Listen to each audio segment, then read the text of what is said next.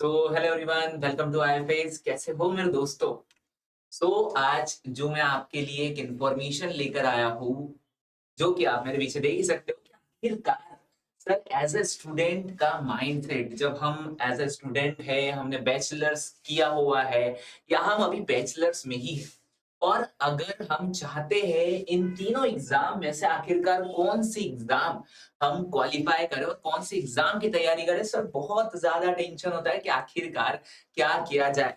तो आज मैं आपको तीनों एग्जाम के बारे में बताने वाला हूँ। तीनों में से कौन सी एग्जाम ऐसी है जिसका प्रिपरेशन करने के बाद हमें कोई नहीं रोक सकता। तो बस आज मैं आपके सामने हाजिर हुआ हूँ बच्चों, और आज मैं आपको ये बताऊंगा कि आखिरकार कौन सी ऐसी एग्जाम है तीनों में से जिसकी प्रिपरेशन करने के बाद आपको जॉब लगेगी ही लगेगी। कान मैं बोल रहा हूँ आपके में बिल्कुल क्लोजली।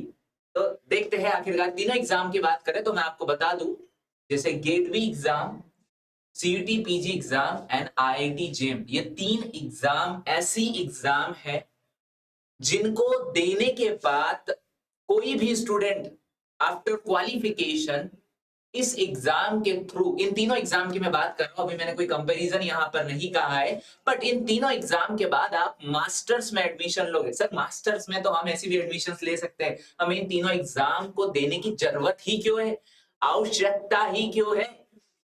इस एग्जाम के थ्रू आप टॉप यूनिवर्सिटीज में जाते हो, ठीक है। टॉप यूनिवर्सिटीज में आपको एडमिशन मिलता है और टॉप यूनिवर्सिटीज में टॉप पढ़ाई होती है, टॉप लेवल की पढ़ाई होती है, टॉप लेवल का वहां पर पोस्ट ग्रेजुएशन होता है, टॉप लेवल की कंपनीज वहां पर आती है, टॉप लेवल के रिसर्च इंस्टीट्यूट आपको वहां से उठा कर ले जाते हैं, किडनैप करके नहीं दोस्तों, आपको वहां से सिलेक्शन करके लेके जाते हैं। और सबसे अच्छी बात कि आपको पोस्ट ग्रेजुएशन में टॉप लेवल का एनवायरनमेंट मिलता है। और आपको मैं बहुत ही अंदर की बात बताता हूँ, देखो मैं एज अ टीचर, मैंने अपनी जर्नी के अंदर BSc, MSc and then CSR NET, बहुत सारी ऐसी एग्जाम्स को क्वालिफाई किया है और बहुत एक्सपीरियंस लिया है। तो मैं अपने एक्सपीरियंस के बेस पर आपको एक बात जरूर बताना चाहूंगा, बिकॉज क्योंकि आप तो मेरे छोटे भाई बहनों जैसे हो। मैं आपको एक बात जरूर बताना चाहूंगा कि जो रिसर्च सेंटर्स होते हैं, अधिकतर आपके दिमाग में यह है कि सर हम एग्जाम को क्वालिफाई करने के बाद एक रिसर्च सेंटर में एज अ रिसर्चर की तरह काम करेंगे, सर हम बड़ी सी कंपनी के अंदर एज आर&डी डिपार्टमेंट के अंदर काम करना चाहते हैं, ये हमारा एक रैशनल लेवल ऑफ ड्रीम है। सर हमने हमारे देखे कि हमारे जो काका है, हमारे जो नाना, सॉरी नाना तक तो नहीं जाएंगे हम, बिकॉज नाना तो अभी जवान है, ठीक है छोड़ो। अगर हम बात करें कि सर हमारा जो कजन ब्रदर है, हमारी जो कजन सिस्टर है, जो हमारे कजन लोग हैं, सर वो एक कंपनी के अंदर 2-2 3-3 लाख पर मंथ कमा रहे हैं, तो हमें भी वैसा ही करना है। हमें सर गाइडेंस मिली है, हमारे मम्मी पापा से कि बस बीएससी कर लो, एमएससी कर लो एंड देन कंपनी के अंदर लग जाओ और वहां पर हमें बहुत सारा पैसा मिलता है। बट दोस्तों ऐसा रियलिटी में नहीं है। कही हुई बातों के ऊपर बिल्कुल मत जाओ। मैं आपको बहुत ही अच्छा बात बताने वाला हूँ, बिकॉज क्योंकि आप उस जनरेशन में हो जहां पर आईएफएस आपके लिए हाजिर है। तो मैं आज आपको बता रहा हूं कि आखिरकार क्या रियलिटी है और क्या फेकनेस है। उन दोनों के अंदर अगर कभी हम पूरी तरीके से मतभेद करें तो आखिरकार क्या मजा आने वाला है। तो देखो सबसे पहली बात, मैं एज अ बॉय अगर बात करूं कि हमें क्या क्या मजे मिलने वाले हैं जब इन यूनिवर्सिटी के अंदर हम एडमिशंस लेंगे, तो सबसे पहली बात हमारा एटीट्यूड लेवल थोड़ा हाई हो जाता है। क्यों? बिकॉज क्योंकि एक हायर टॉप यूनिवर्सिटीज के अंदर जब हम पढ़ते हैं तो हमारा जो पूरी तरीके से रहने का तरीका और बात करने का तरीका, कम्युनिकेशन एंड देन एनवायरमेंट बहुत जरूर मिल जाता है, बहुत अच्छा मिल जाता है। मैं बात कर रहा हूँ गेट बी की एग्जाम, आईआईटी जेम की exam and then CUET PG की एग्जाम। ये तीनों एग्जाम ऐसी एग्जाम है जिसको क्वालिफाई करके आप एमएससी में एडमिशंस ले सकते हो, टॉप यूनिवर्सिटीज में, टॉप आईआईटीज के अंदर। और साथ ही साथ कुछ ऐसी यूनिवर्सिटीज कुछ एग्जाम्स के थ्रू आपको एज अ पॉकेट मनी के तौर पर कुछ ऐसे मनी प्रोवाइड करती है मंथली, जिसके बेसिस पर आप अपना गुजारा कर सके, अरे अपनी लाइफ का गुजारा कर सके, ठीक है। तो बात कर ले सबसे पहले तीनों एग्जाम के मेजर पर्पस है। तो अगर तीनों एग्जाम के मेजर पर्पस की मैं बात करूं, जिसमें गेटवी की एग्जाम और जिसमें सीयूटी पीजी की एग्जाम, दोनों एग्जाम को एनटीए कंडक्ट कराता है, नेशनल टेस्टिंग एजेंसी। है ना, ये कंडक्ट कराता है। और अगर बात करें आईआईटी जेम की, तो आईआईटी जेम को कंडक्ट करवाने वाले आईआईटीज वाले ही होते हैं। सो आपको मैं बता दूं, इन तीनों एग्जाम के अंदर सबसे मेजर और सबसे बेहतरीन एग्जाम की अगर मैं बात करूं, जिससे अगर वो क्वालिफाई अगर आपने कर ली, तो देन आपको कोई नहीं हरा सकता। किससे? आपको एक हायर क्वालिटी की जॉब लेने से कोई नहीं हरा सकता है, जिसका नाम है आईआईटी जेम। आईआईटी जेईई एक ऐसी एग्जाम है, हालांकि तीनों एग्जाम का मेजर पर्पस वही है, बट मैं आपको जो बता रहा हूँ उसको ध्यान से सुनो कि अगर मैं कंपैरिजन करके तीनों में से किसी एक को चुनना चाहूँ, तो मैं चुनूंगा आईआईटी जेईई को, क्योंकि आईआईटी जेईई एक ऐसी एग्जाम है जिसको क्वालिफाई करने के बाद हमें आईआईटीज मिलती है। और आईआईटीज का नाम तो आपने सभी लोगों ने बहुत ही अच्छे से सुना है ना। तो हम आईआईटीज की बात कर रहे हैं। तो तीनों की अगर मैं बात कर रहा हूँ, तो जैसे यहाँ पर गेट भी एनटीए कंडक्ट कराता है, सीईटी पीजी को भी एनटीए कंडक्ट कराता है ना, जो कि मोस्टली एमएससी के लिए एग्जाम्स होती है, एमटेक के लिए एग्जाम होती है। सेम ऐसा ही आईआईटी जेम के लिए है, सेम यही बात सीईटी पीजी के लिए भी है। बट सीईटी पीजी के अंदर एक खासियत मैं आपको बताता हूँ कि इस एक एग्जाम को क्वालिफाई करने के बाद हमें मोस्ट ऑफ बहुत सारे सब्जेक्ट से एमएससी करने का मौका मिलता है। और दूसरी बात, यहाँ पर बहुत सारी यूनिवर्सिटीज भी है, ठीक है। बहुत सारी यूनिवर्सिटीज है जिसके अंदर हमें एडमिशन लेने का मौका मिलता है। अप्रोक्सीमेट हम बोल सकते हैं 10,000 के करीबन सीट्स यहाँ पर होती है। बात कर ले आगे। अगर कभी हम बात कर ले कि आखिरकार कौन कौन से ऐसे इंस्टीट्यूट है जो कि इनके साथ में कनेक्टेड है, तो आईआईटी जेम के साथ में आईआईटीएस, आईआईएससी, आईआईएसईआर और एनआईटी जैसे कुछ मोस्ट इंपोर्टेंट जो टॉप लेवल के इंस्टीट्यूट है वो कनेक्टेड है। बात कर ले अगर गेटवी की, तो एनसीबी, जेएनयू, ये कुछ ऐसे इंस्टीट्यूट है जो कि यहाँ पर टोटली कनेक्टेड होते हैं। सीईटी पीजी के साथ भी डीयू, जेएनयू, बीएचयू, है ना। तो कुछ ऐसी यूनिवर्सिटीज है जो कि मोस्ट बहुत ही ज्यादा टॉप लेवल पर है, और इनके कट ऑफ लेवल भी बड़े हाई निकलते हैं। तो हमें उस कट ऑफ के अंदर अगर आना है, तो आखिरकार हम इन तीनों को बहुत ही अच्छे से टारगेट कर सकते हैं। आगे बात कर ले। अगली बात आती है कि आखिरकार तीनों में कौन कौन से सब्जेक्ट्स को कवर किया जाता है। तो देखो, सबसे पहले मैं शुरुआत करता हूँ सीईटी पीजी से, क्योंकि सीईटी पीजी एक ऐसी एग्जाम है जो कि आपको प्रॉपरली अपने बायोलॉजी सब्जेक्ट के अंदर 5 सब्जेक्ट हमें मिलते हैं। लाइफ साइंस मिलता है, बायोकेमिस्ट्री मिलता है, बॉटनी मिलता है, जूलॉजी मिलता है, देन प्लांट बायोटेक्नोलॉजी, जिससे हम एमएससी कर सकते हैं। और भी इससे कनेक्टेड बहुत सारी अपॉर्चुनिटीज हमें मिलती है। अब इनके ब्राउचर्स में देखोगे तो आपको बहुत ज्यादा अपडेटेड इंफॉर्मेशन जरूर मिलेंगी। देखो, मैं आपको सिर्फ कंपैरिजन बता रहा हूं, मैं किसी एग्जाम को मेजर लेवल पर डिस्क्राइब नहीं कर रहा हूं, है ना। वरना आप मेरे बातों को थोड़ा सा कन्वर्सेशन लेवल पर अगेंस्ट मत लेके जाना, बस इतनी सी बात है दोस्तों, कि हमें बस एग्जाम के बारे में पता होना चाहिए। और हमें उस एग्जाम को अगर टारगेट करना है, तो आप उसके ब्राउचर से बहुत सारी चीजों को सीख सकते हैं। और वैसे मैं आपको हर एक एग्जाम के लिए और भी ज्यादा डिटेल वाइज वीडियो लेकर जरूर आऊंगा। आईआईटी जेम की बात करें, तो देखो आईआईटी जेम के अंदर आपको बायोटेक्नोलॉजी, साथ ही साथ कुछ केमिस्ट्री, फिजिक्स और मैथमेटिक्स भी मिलता है। आपको इन तीनों सब्जेक्ट को भी पढ़ना पड़ता है ना। क्योंकि इनके क्वेश्चंस भी आपके एग्जाम के अंदर आते हैं, बट इतना ज्यादा लेवल ऑफ एग्जाम के अंदर क्वेश्चन नहीं आते हैं। मोस्ट ऑफ अपना बायोलॉजी सब्जेक्ट ज्यादा आता है। गेटवी की एग्जाम, गेटवी में भी सेम ऐसा ही कुछ पैटर्न है, जहां पर भी हमें बायोटेक्नोलॉजी सब्जेक्ट के ऊपर फोकस करना पड़ता है। Animal biotechnology, plant biotechnology, microbiology, bio process, bio pharmaceuticals, तो ऐसे कुछ सब्जेक्ट्स यहाँ पर हमें मिल जाते हैं। आगे बात कर ले।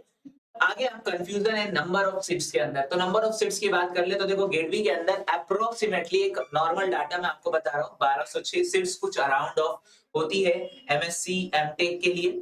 जबकि आईआईटी जेम के अंदर सीट्स वेरिएबल चलता है ना, सीट्स का बहुत ज्यादा वेरिएशंस होता है। जो मैंने आपको सीट्स बताई है, जो मैंने इंस्टीट्यूट बताया है, आईआईटीज, आईआईएससी, एनआईटीज, आईआईएसईआर, तो ऐसे कुछ इंस्टीट्यूट के अंदर सीट्स का वेरिएशन चलता है, जो कि हमें उनकी वेबसाइट पर जाने के बाद पता चलता है, ठीक है। सीईटी पीजी के अंदर भी बहुत अलग अलग सीट्स होती है। मैंने सिर्फ यहाँ पर कुछ यूनिवर्सिटीज को फोकस किया है ना। Central universities of Haryana, central university of यहाँ पर Karnataka, and then centre BHU, है ना।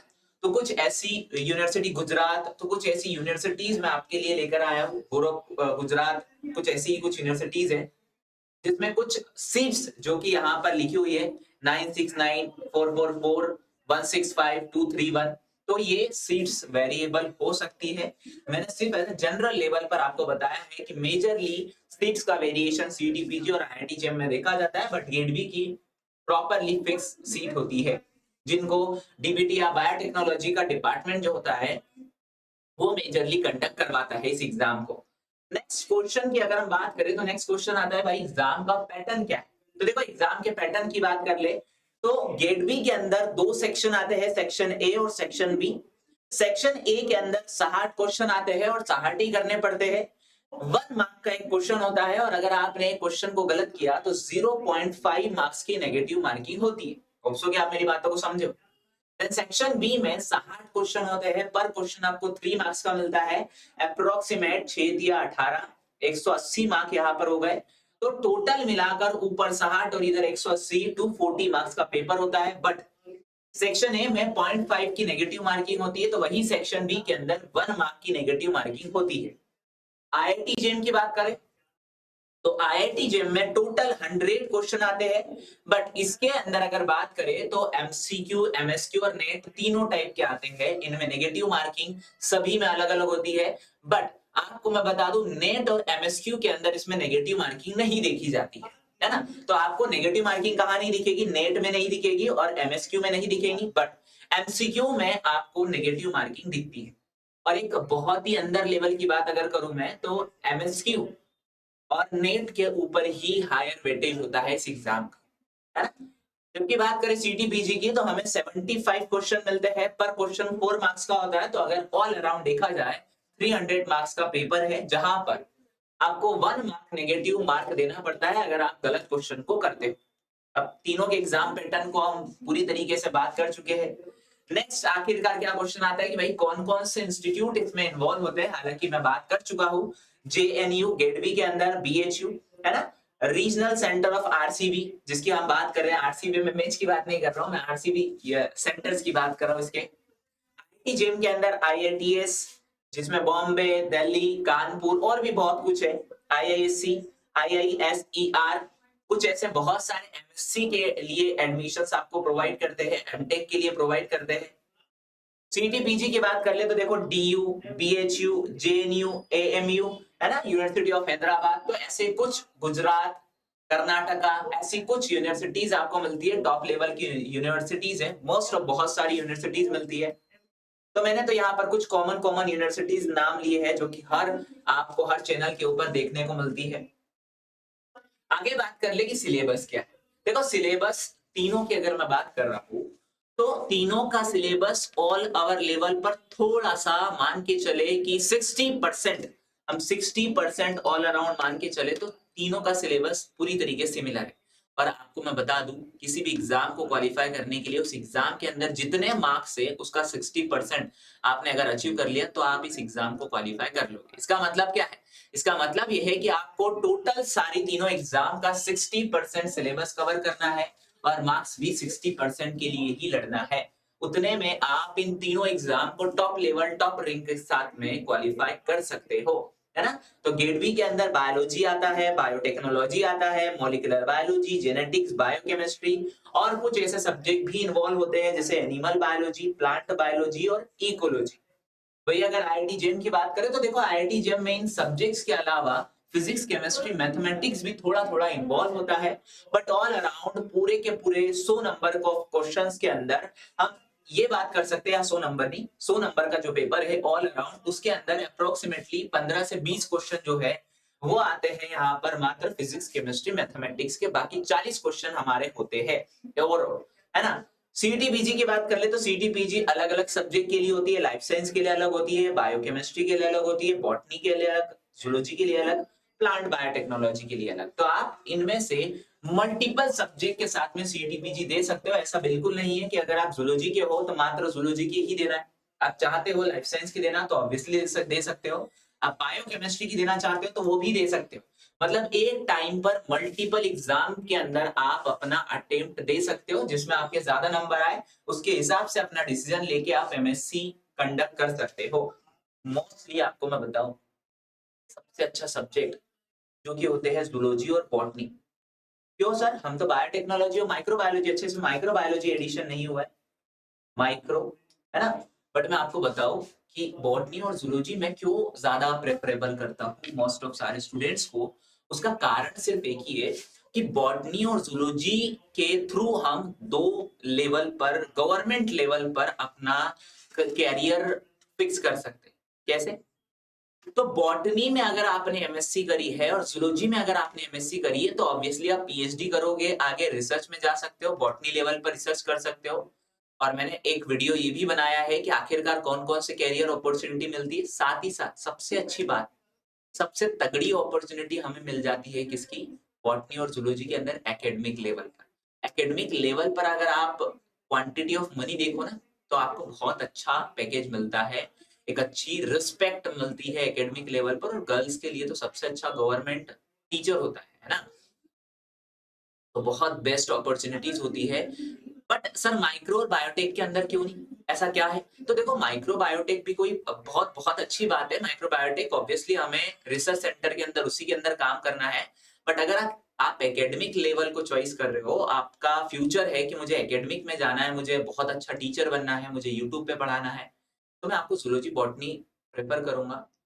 क्योंकि माइक्रो बायोटेक सब्जेक्ट को प्राइवेट्स में रखा जाता है, बिकॉज क्योंकि अगर हम बात करें तो गवर्नमेंट्स इनकी एकेडमिक लेवल पर पोस्ट नहीं देती है। तो अगर हमें सर असिस्टेंट प्रोफेसर बनना है, मैंने माइक्रो बायोलॉजी किया है और मुझे अगर असिस्टेंट प्रोफेसर बनना है, तो जैसे मैं अपने एमपी की बात कर लूं, तो अगर मुझे as a microbiologist assistant professor वो भी गवर्नमेंट का बनना है, तो फिर मुझे बॉटनी की एग्जाम को क्वालिफाई करना पड़ेगा। तो अगर सर कभी मेरे बीएससी में बॉटनी नहीं है, एमएससी में बॉटनी नहीं है, तो फिर मैं कैसे उस एग्जाम को क्वालिफाई करूंगा? करना तो पड़ेगा। अगर कभी सर मुझे बायोटेक का असिस्टेंट प्रोफेसर बनना है गवर्नमेंट से, तो फिर मुझे जूलॉजी की एग्जाम को क्वालिफाई करना पड़ेगा। ठीक है, तो इसके लिए मैं आपको बोल रहा हूँ कि अगर आप एकेडमिक लेवल पर अपना करियर सेटअप करना चाहते हो, तो मैं आपको जूलॉजी बॉटनी बहुत अच्छे से प्रेफर करूंगा। आगे बात कर ले कि आखिरकार सर डिफिकल्टी लेवल क्या है। देखो डिफिकल्टी लेवल सिर्फ आईआईटी जेईई में देखा जाता है as compare to GATE B and CUET PG. तो पहले नंबर पर डिफिकल्टी लेवल आईआईटी जेईई में इसीलिए होता है, देखो डिफिकल्टी लेवल तो ठीक है एग्जाम का, कट ऑफ भी 22, 23, 25 ऑल अराउंड में मान के चलो 30, ज्यादा से ज्यादा अगर कट ऑफ मान ले 100 नंबर में से 30 नंबर कट ऑफ होता है। तो डिफिकल्टी लेवल भले ही ज्यादा हो पर सिलेक्शन लेवल ज्यादा है ना हमारा। तो एग्जाम का डिफिकल्टी लेवल आईआईटी जेईई है, उसके बाद आता है से कम गेट बी है, देन सबसे कम सीटीपीजी है। तो सीटीपीजी बहुत ही आसान एग्जाम है as compare to IIT JEE और गेट बी। तो अगर इन दोनों का कंपैरिजन कर लो तो सबसे आसान एग्जाम आपको सीटीपीजी ही लगने वाली है, क्योंकि वहां पर डायरेक्ट हमें सब्जेक्ट मिलता है, ना तो कोई जनरल एप्टीट्यूड मिलता है, ना तो कोई फिजिक्स केमिस्ट्री मैथमेटिक्स मिलता है। तो सबसे आसान एग्जाम हो जाती है सीटीपीजी। तो मैं आपको क्या कहूंगा, मैं आपको इतना ही कहूंगा कि सबसे पहले अपना पूरा जोर लगाओ। बीएससी के अंदर अगर आप लास्ट ईयर में हो तो तब से ही स्टार्ट कर लो, है ना। हमारी नई बैच स्टार्ट हो रही है, तो आप नई बैच के अंदर एनरोल कर सकते हैं, है ना। सब कुछ चीजें मैं आपको बता रहा हूँ। अगर कभी आप चाहते हो अपनी एग्जाम को क्वालिफाई करना, तो अगर आप बीएससी में हो तो अभी से अवेयर हो जाओ बच्चों। क्योंकि मैं एज अ अपने टीचर की बात कर लूं तो हमें इतना ज्यादा अवेयरनेस नहीं मिला था। हम सिर्फ यूट्यूब के ऊपर बहुत सारे रील्स ही देखते थे और हमारे टाइम पे इतना रील्स वगैरह नहीं हुआ करता था। बट आज मैं आपको बता रहा हूँ कि ये चीजों को समझो बच्चों, है ना। क्योंकि करियर का सवाल है, करियर नहीं तो कुछ भी नहीं, कुछ भी नहीं मिलने वाला है हमें। ना तो हमें समाज में बहुत रिस्पेक्ट मिलने वाली है, ना तो हमें कोई एज अ लड़का अगर लड़की देने वाला है, ना तो कोई लड़की, जिसको चल लड़कियों को तो मिल ही जाए भाई, लड़कों के हाल खराब है। तो समझ जाओ बच्चों समझ जाओ भाई। तो गेट बी की अगर बात करें तो गेट बी आईआईटी जेईई से थोड़ी इजी एग्जाम है, बट आपको टारगेट करना आईआईटी जेईई को। आपने आईआईटी जेईई को टारगेट कर लिया तो आप गेट बी को भी कर लोगे। सीटी पीजी की तैयारी तो आप अपने बीएससी लेवल पर तो कर ही लोगे, ऑब्वियसली कर ही लोगे, है ना। तो डिफिकल्टी लेवल मैंने आपको बता दिया है। द नेक्स्ट अगर बात कर ले एलिजिबिलिटी की, तो आखिरकार क्या क्या एलिजिबिलिटी है अब आप समझ ही गए होगे। अगर आपके पास बैचलर ऑफ साइंस है तो ऑब्वियसली आप अपने सब्जेक्ट से रिलेटेड, बायोलॉजी से रिलेटेड आप इन तीनों एग्जाम के अंदर एलिजिबल हो। कोई दिक्कत नहीं है कि यहाँ पर एलिजिबिलिटी खत्म हो जाती है, ऐसा कुछ भी नहीं होगा। आपको एलिजिबिलिटी मिलेगी और भी इनके क्राइटेरिया आपको चेक करना है उनके ब्राउचर्स के ऊपर, क्योंकि बहुत सारे केसेस लगते रहते हैं, बहुत सारा अपडेशन चलता रहता है ना। तो मैं ऐसा कोई ऑब्जेक्शनल लेवल पर कोई बातें नहीं करूंगा। देन नेक्स्ट अगर बात कर ले तो मैं आपको बताना चाहूंगा आईआईटी जेईई की हमारी न्यू बैच स्टार्ट हो चुकी है 21 जुलाई से, जो कि यहाँ पर लिमिटेड आपको 50% का फ्लैट ऑफर मिलता है। लोकेश सर अगर आप कूपन कोड लगाएंगे तो आपको 50% का ऑफ मिल जाएगा। ये अपने दोस्तों को भी बताओ, है ना? क्योंकि इतनी सही बात है। देखो, मैं आपको सिर्फ एज अ टीचर लेवल पर या इंफॉर्मेशन लेवल पर बातें नहीं कर रहा हूँ, मैं एज अ फ्रेंड्स लेवल पर बातें कर रहा हूँ कि जो चीजें मैंने खुद ने झेली है, जो चीजें मैं अपने दोस्तों के अंदर देखता हूँ, तो वही चीज मैं आपको भी बता रहा हूँ कि भैया पढ़ लो, है ना? पर ऐसा नहीं है कि अपनी लाइफ के अंदर एंजॉय नहीं करना है। एंजॉय तो भैया भरपूर करना है। ये जिंदगी नहीं मिलेगी, है ना? जिंदगी ना मिलेंगी दोबारा, और मिलती भी नहीं है ना? तो इतनी कोटियों के बाद हमें एज अ मनुष्य जन्म मिला है, तो ये मनुष्य जन्म को थोड़ा सा झंड किया जाए। तो कैसे झंड किया जाए? तो हमें थोड़ी मस्ती भी करनी है और अपनी एग्जाम को क्वालिफाई करने के बाद करो, है ना? तो वही अपना एटीट्यूड रखो कि सर हम ऐसे लड़के हैं या ऐसी लड़की हो कि हम किसी भी एग्जाम के अंदर पैर रखते हो वो क्वालिफाई हो जाती है। आखिरकार ऐसा क्या है हमारे अंदर? ठीक है, तो आप कूपन कोड लगा सकते हो इन द लोकेश सर। 21 जुलाई से जो बैच स्टार्ट हुई है, जल्दी से एनरोल कर लो, बिकॉज क्योंकि आपके फ्यूचर का सवाल है। जल्दी से जल्दी आपको सारी चीजें सीक्वेंशियली मिल जाएगी, है ना? आगे बात कर ले।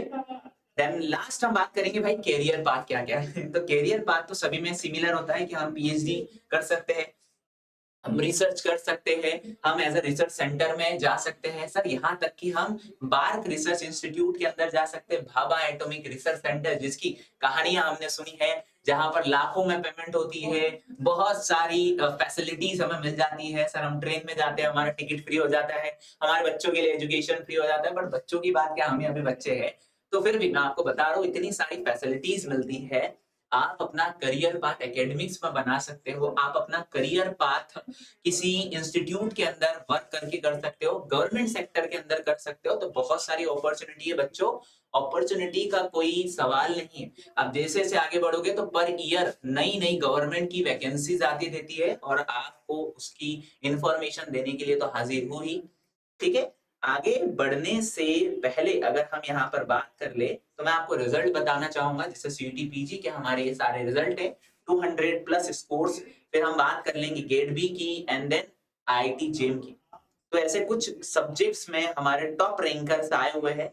सो होप सो कि आपको ये मेरी इंफॉर्मेशन सही लगी है, एंड देन मे भी आपकी जनरेशन से ही गुजरा हूँ, मुझे पता है क्या तकलीफ होती है ना। तो वही होता है ना, एक डायलॉग आपने सुना होगा कि तकलीफ होती है कि कोई हमारे इमोशंस को ना समझे। तो ये इमोशंस समझने के लिए हमने इमोशंस बेच आपके लिए हाजिर करी है। तो बिल्कुल मिलते हैं हमारी बेच के अंदर, तब तक के बाय बाय।